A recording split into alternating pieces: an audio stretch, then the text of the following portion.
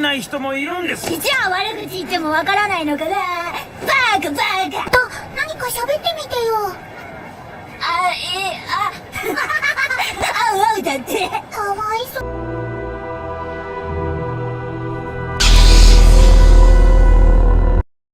Welcome everyone to my humble abode. Grab a drink, make sure it's cold. We're talking about anime, new and old. Ladies and gentlemen, welcome to my anime lounge.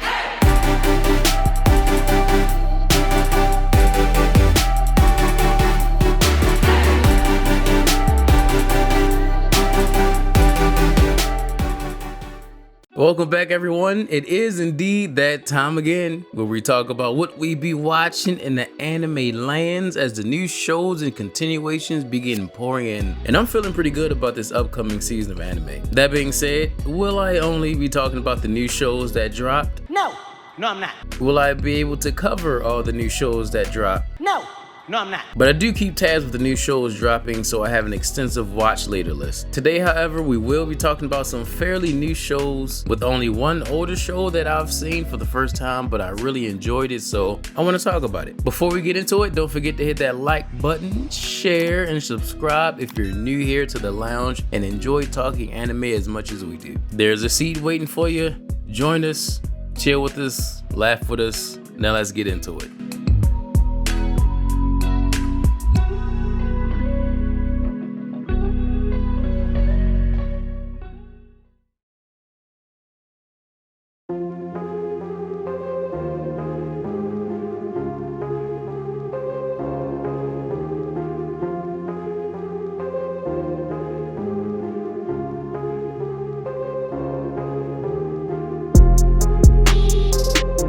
This is one of the oldest shows that I was mentioning earlier, but that's just for the first season because season 2 is currently airing. From Commonplace to World's Strongest is, in my eyes, a come-up story. This man Nagumo and his classmates get transported to a new world to, of course, per the usual script of these kind of shows, become the heroes of that world. Now, first off, let me just say, that's some selfish shit, because imagine you just chilling in class watching some funny smells videos and then all of a sudden you in a dark, moist dungeon with this big motherfucker staring you in the face. I like you, and I want you. Now we can do this the easy way, or we can do it the hard way. The choice is yours. This fucking bear, cat, owl, Brock Lesnar, JoJo character built ass beast. They're pretty much forced into becoming heroes and saving this world. Everybody is given these high level combat abilities, while Nagumo was only gifted some low level transmutation skills. And during a mission in the dungeon, Nagumo gets betrayed by one of his hating old classmates. If all my years of watching anime has taught me one thing, is that the biggest villains, most hateful scoundrels, the most evil of people reside in the Japanese classrooms. Cause my gracious, every show, these students are just the worst kind of people, bro. Anyway, being fed up with the bullying and betrayal, now seemingly trapped in the depths of this dungeon, in the haunting quiet, the stalking silence, you can hear it. Nagumo drops his very last fuck to give and never turns around to pick it back up. Look at his face. This is the face of a man with whom a fuck can no longer be received from. He's lost them all. This abyss is now his bitch, and he's here to take what he needs to get what he wants. So then begins his tale of triumph, his quest for power, in order for him to go home, cause he just fed up with this shit. And who does he have to help him? Ladies and gentlemen, it's time to introduce the harem. In the lolly corner, we have our main contestant. She's a red-eyed blonde who loves to suck blood because she's a vampire. She was betrayed and imprisoned by her uncle and her retainers. She's an OP immortal divine priestess who stakes her claim as the #1 wife. No, Chris Hansen, you sit down because she is legal. Ladies and gentlemen, give it up for UA!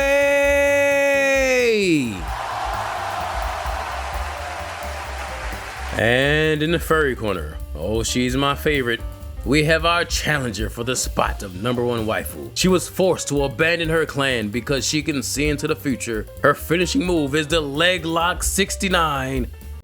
Nah, but for real, she became my favorite character with this moment. Yes, this was all it took. I regret nothing. It is what it is. Oh, Jesus! Yes! She possesses monstrous strength and likes to beat the hammer. Because her weapon is a hammer.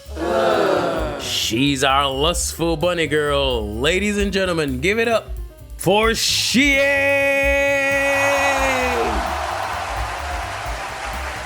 And in the punish me now corner, she's a dangerous one and she's a wild one.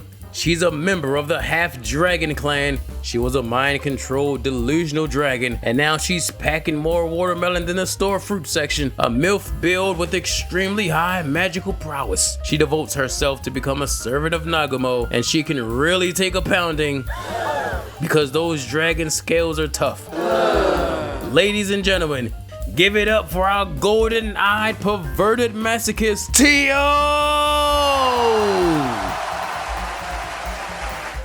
Y'all know I love when they have the squad. This show was really fun to watch. This man Nagumo becomes so ruthless and driven, it got hilarious. It didn't matter if you were a former classmate or a god. If you got in this man's way of his mission, he finna send you to... He gets OP and starts flexing on his old school mates. It's so satisfying. It's almost like he goes from being a commonplace guy to the world's strongest or something. Oh, and the whole who betrayed him thing isn't a mystery. They show you who it is. They don't really hide it because it's not about that. It was just a catalyst for Nagumo to start his journey. Get out there! That nigga is get out there! And speaking of harems, Ho ho, brother, ho, whoa, whoa, whoa, now.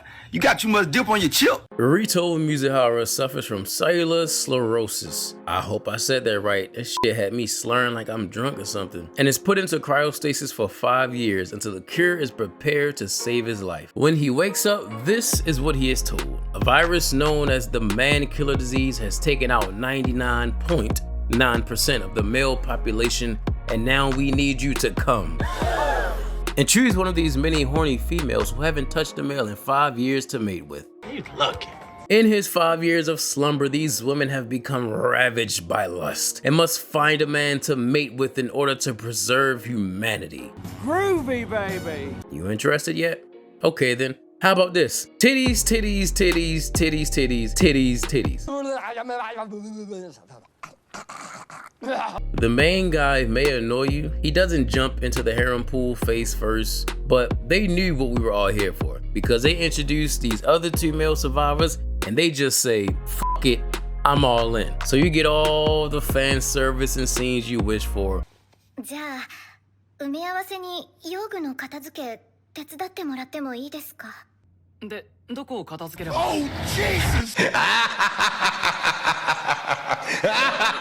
There was also an interesting subplot, to me at least, about whether this mysterious man-killing virus was an act of nature or was it an artificial creation of vengeance or the desire of world domination. With some actually interesting characters. The best scenes happen with this kid at this school where the whole place is designed for him to have a chance to fuck every girl in there. There's a scene that actually gave me a hearty laugh. Rito is in the shower and his personal nurse barges in and just starts getting freaky. She changed this boy's life. Let me tell you something. She pours her drink down her body and on his, you know, his area, and then proceeds, this wonderful woman, she proceeds to, and I quote, wipe him clean. Hey, yo, what the? But she ain't had no towel, she had no rag, no device that would absorb the drink off this man's private area. She starts to give this man that. And this man's soul must have left his body because he passes the fuck out. When I tell you I spit my food out, this shit was hilarious. This is just a taste of what to expect in this show, so go out and enjoy. There might be an uncensored version out there that exists if you can find it, but you didn't hear that from me. The uncensored version really adds to the plot.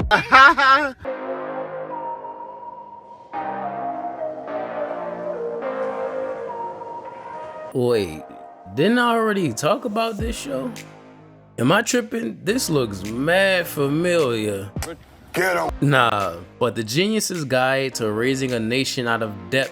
That's a long ass title. We couldn't abbreviate it or something? I'm just starting this show and I'm already feeling it. Prince Wayne? I want to say Wayne. Is Wayne? I heard him say, I think. Prince Wayne, I'ma say Prince Wayne, is the low-key OP type. He is a genius who is beloved by the entire kingdom, but he's just trying to retire and live lavish. He's putting his best foot forward in order to strengthen his kingdom, ultimately just to sell it off in the end because he don't feel like dealing with the bullshit. What's hilarious is that the people of the kingdom sees his efforts as one befitting to sit upon the throne. But the whole time, he just trying to make them look good enough for someone to buy it off him. Show should have been called Genius's Guide to Real Estate. I love the characters so far. The main girl, Ninum, is MVP already. She's the close friend and personal aide, and she is not to be f***ed with. Y'all know I love when they have the strong female leads. She goes out there and takes off heads, no questions asked. I love the dynamic between these two together because the interactions are adorable. They're friends. She's his heart. And should anyone ever make the mistake of fucking with his heart, そこのハイかぶりのフラム人は特打ちしてるべきでしょ You see now, you done fucked up, you know that, don't you? Oh, Jesus!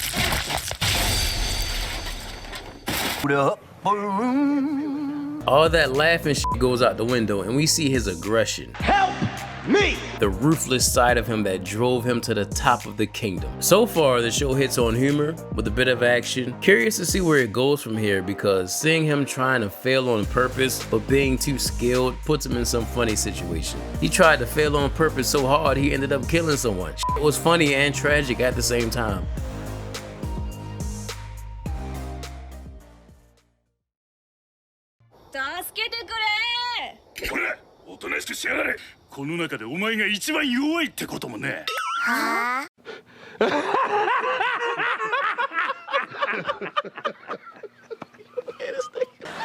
You don't even know! It's time for the seasonal OP protagonist with broken abilities. This show is literally all about how strong this guy is. In this world of magic, people are born with crests that determine your aptitude for magic. This man, later reborn as Matthias, is literally the strongest mage in the world. And he gets sad because he feels like his magic has peaked and can't get any stronger because his crest isn't suitable for throwing hands in combat. So he decides to reincarnate himself 5,000 years into the future so he can be born with the crest that's suitable for combat. Yeah, it's one of those type of shows. You won't care about anyone else and they know this, except for Iris. We love our dragon girl.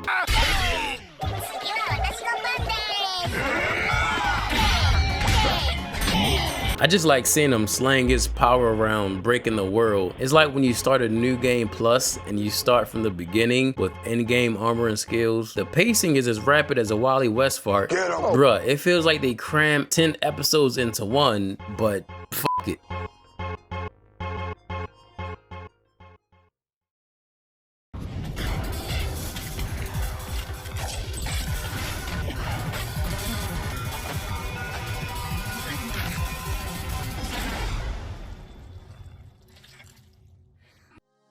This one's a good one. Easily one of my favorite shows I'm watching right now. It gives off Mr. and Mrs. Smith vibes. We have our cool-headed, do-it-by-the-books bounty hunter Chateau Dankworth versus the mysterious elite, Hong Kong's most wanted hitman, Son Rangha.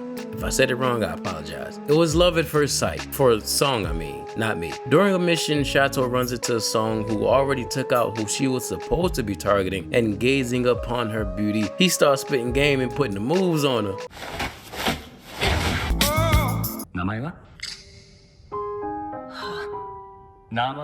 After this, he seemingly becomes obsessed with her, stalking her, blowing up her phone. He even starts helping her with information for her bounties. But she ain't feeling him. I don't know why. He's a handsome dude. He got skills. Granted, he might be the world's deadliest assassin who killed the figurehead of the triads, but that's neither here nor there. All he wants is a date. Aware of the dangers of coming in contact with the #1 target on the bounty hit list, Chateau is warned to avoid this man at all costs. However, as fate would have it, their work continues to bring them together, and Sung ends up becoming a protector of Chateau. Let me tell y'all something. This man Sung is a motherfucking menace. This man plays no games. You ever see a motherfucker get uppercutted with a pistol? Oh, Jesus! Play it again, play it again. Oh, Jesus! Ooh, you know he did. Me neither, till I seen this show. There's a big mystery looming above all of this because it's not by chance that Sung and Chateau ended up becoming intertwined with one another. There's a murder mystery that connects both of their pasts. We start to peel back the layers and shocking truths about both of them, and the story gets crazy, bruh. I love the dynamic between the two, and I'm very curious to see Sung's true motives and whether or not what we're seeing are his true colors, or is there a more darker meaning behind his actions?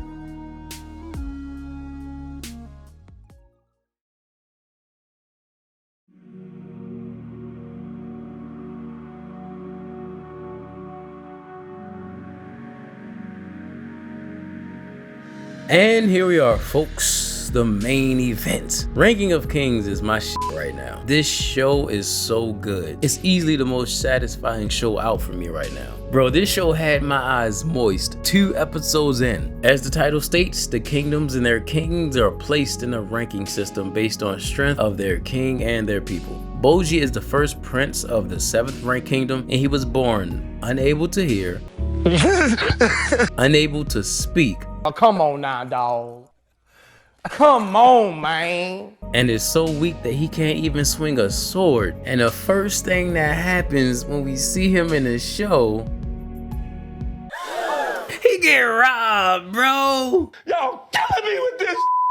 But because everyone else in his kingdom looks down on him and insults him for the way that he is, he actually thinks he made a friend with this shadow who robbed him, who we eventually learn is named Kage. Kage is the realest mofo out here, the absolute realest character, bro. Like, everyone needs a Kage in their life. After seeing what Boji goes through in his kingdom and realizing that he hides the pain from everyone, they form a bond and become inseparable best buddies. The story is about Boji's journey to become strong enough to be befitting of the king of the kingdom, because he'll be damned if he let his inabilities hinder the determination in his heart. What I loved about this show is that it wasn't just everybody being an ass to the deaf kid. His family and servants actually truly love him and treat him just like everybody else. He must train with the sword like everyone else, and I love how they adapt to his inabilities. The queen healing, she seems like a bitch at first, but you see she genuinely loves Boji and cares for him. She literally jumps out the window to try to save this man without a care in the world. She becomes an MVP. All the characters play their parts to perfection. We have deception,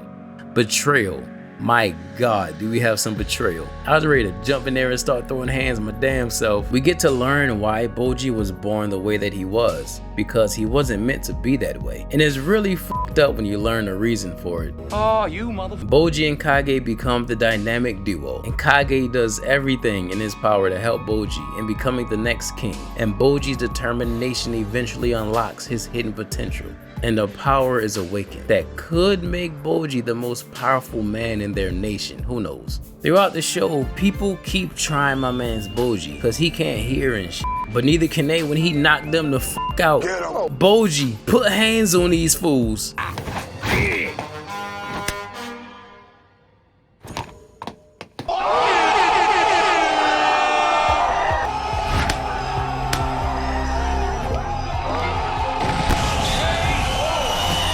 I told y'all, Boji ain't playing out here. This show is just full of characters who all play a key role. There's drama, humor. It checks all the boxes. You want action, you get action. You want emotion and tears and shit.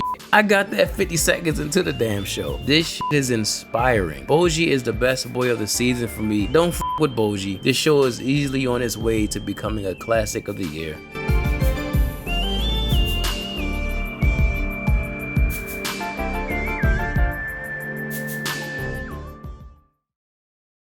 There are a lot more shows on my list that I can't wait to get into. This is about to be a crazy year for anime, and I'm here for it. There's so many shows, but so little time. Again, I thank you all for chilling in the lounge today. What shows are you currently watching? Are you watching anything mentioned on this list? Which shows would you like to see talked about in the lounge, new or old? Let me know in the comments down below. Don't forget to hit that lickety like button. What? Share the video if you know others who enjoy anime and anime accessories. Tell your friends about me. We trying to fill up the lounge and build up a fun anime space. Hit that bell to be notified when a new video drops. Hit that subscribe button if you're new. Grab yourself a seat, and as we always do when we're closing out, let's all raise a glass in the air. Here's to anime.